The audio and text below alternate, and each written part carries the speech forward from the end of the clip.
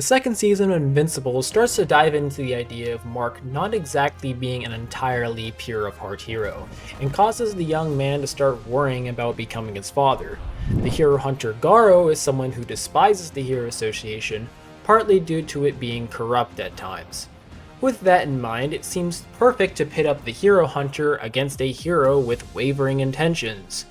For this video, we will be using Mark from Season 2 of the Amazon Prime show, and seeing how he stacks up to all the various versions of Garou. Except for his cosmic form because, well, we already know how that would go. Let's get Mark's scaling out of the way first so we can see what Garou has to compete against. Even early on in the series, Mark is shown stopping a large meteor and chucking it back into space. This feat has been calculated to require 950 megatons of force to pull off, or mountain-busting levels of energy, which is consistent with other feats shown, like Mark crashing Alan to the moon at relativistic speeds, or Omni Man taking the explosion of a large satellite. Speaking of that, Mark's father also has quite a few showings that help us upscale Mark. Probably one of his better known ones being when he deflected a meteor the size of Texas, which has been calculated to require 222 exatons of TNT to perform, which is enough energy to destroy multiple continents at the same time. Nolan has also been shown wrecking the Flaxans' home planet, moving so fast it causes large dust clouds and debris to fly across it, which would again require exatons of TNT to perform, which is multi-continental. Even the explosions he was causing that were visible from space have been calced to require enough force to destroy small countries. Now you may be wondering how exactly Mark scales to this considering he got fucking wrecked by Omni Man, but in Season 2 we see that Invincible, when he's not holding back, can nearly beat one of the Viltrumite trio that was sent to stop Omni Man, and each of the trio has been shown capable of damaging or taking blows from Omni Man. Not to mention, Nolan considered Mark being there as the sole reason winning was even a possibility, so currently, Mark should scale to Omni Man at full power. Now, as for speed, Mark has some solid light speed scaling as he is shown dodging lasers from the Flaxans, slamming Alan into the moon at relativistic speeds, and scaling to Omni Man who can exceed the escape velocity of a black hole. But the big feat is when Nolan travels to the Thraxans planet in around a month's time. And this planet is stated to be located a couple galaxies away from Earth. This utterly ridiculous feat would require Nolan to be moving at 1.8 million times the speed of light. Even if you want to credit this as an outlier, Mark has been shown to reacting to Alan the Alien, who can travel between solar systems in around a month's time, which would bare minimum require him to be capable of moving dozens of times the speed of light. Overall, I think Season 2 of Invincible did Mark good and showed that Mark holds up to his title as Invincible. First up, we have Garou in his hero hunting days. This variation of Garou, due to scaling to Tank Top Master, should be stronger than Puri Puri Prisoner due to Puri literally admitting that he is the weakest S-Class member. Even so, Puri Puri is shown to be punching holes in Melzagard, who can one-shot the Sky King, who was shown to be capable of shaking the Hero Association with enough force to destroy a small town. Yeah, that's a little less than destroying several continents. Although Garou does still have some good speed scaling as he is shown reacting to Genos who can dodge lasers, that power gap is just too much for Garou. Half Monster Garou, while definitely stronger than his Hero Hunter self, unfortunately does not fare much better.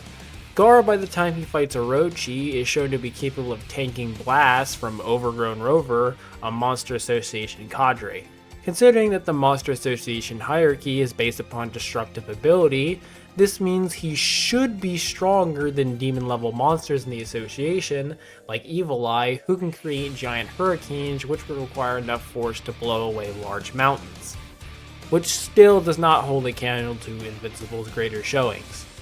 And with that in mind, we might as well skip over Spiral Garou and the Sleeping Garou that fought Silverfang, since all of those versions of Garou really have as being stronger than half Monster Garou to a pretty unquantifiable degree. The first version of Garou that actually starts to make this matchup contentious is Garou after fighting Planet S. Garou at this time is shown to be capable of damaging Sage Centipede. Considering that Sage Centipede was sacrificed upon Orochi's defeat, with God confident in his abilities in defeating Saitama, he should be stronger than the Monster King, due to God most likely seeing Saitama one-shot Orochi. And Orochi can extract enough energy from the Earth's core to perform his Gaia Cannon. Now, this attack has quite a few calculations, and on the low end, usually requires a couple exatons of force to pull off, making it comparable to what Omni Man has showed us, and on the high end is capable of destroying small planets. Now that we finally have Garou at comparable levels of power to Invincible, we can finally discuss speed. Flashy Flash, who is stated to be faster than light by the way, when fighting the Ninja Cadre duo, is shown to be traveling around a part of the Monster Association so fast, even explosions appear frozen in the background. This would require Flashy Flash to be moving at around 8 times the speed of light, and Garou is shown to be blitzing someone even faster than Flashy Flash while not even at full power.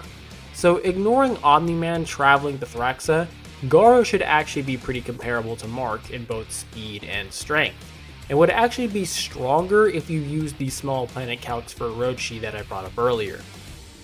If you want to give both characters the benefit of the doubt, then Garou would be a lot stronger, but Mark would be a lot faster.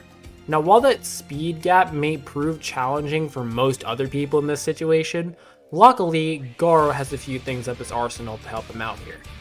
Garou is obviously a martial arts genius capable of wielding nearly a dozen different styles at once, and can predict your moves and hit you with twice your own power.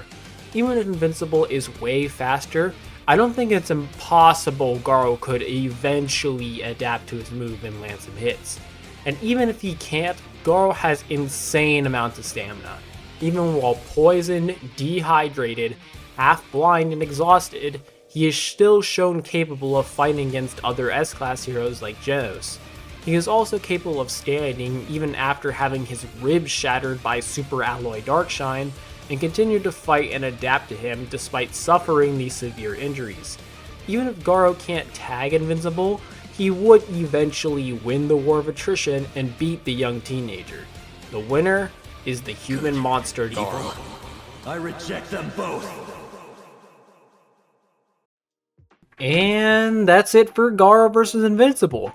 I hope you guys enjoyed it, as I got it from a friend of mine, and I thought it would be a pretty good follow-up to Omni Man vs the S-Class, which you should totally check out by the way. And if you like my content, maybe go and hit that subscribe button down there, as I have some pretty good video ideas coming up. And until my next video drops, I'll see you guys then.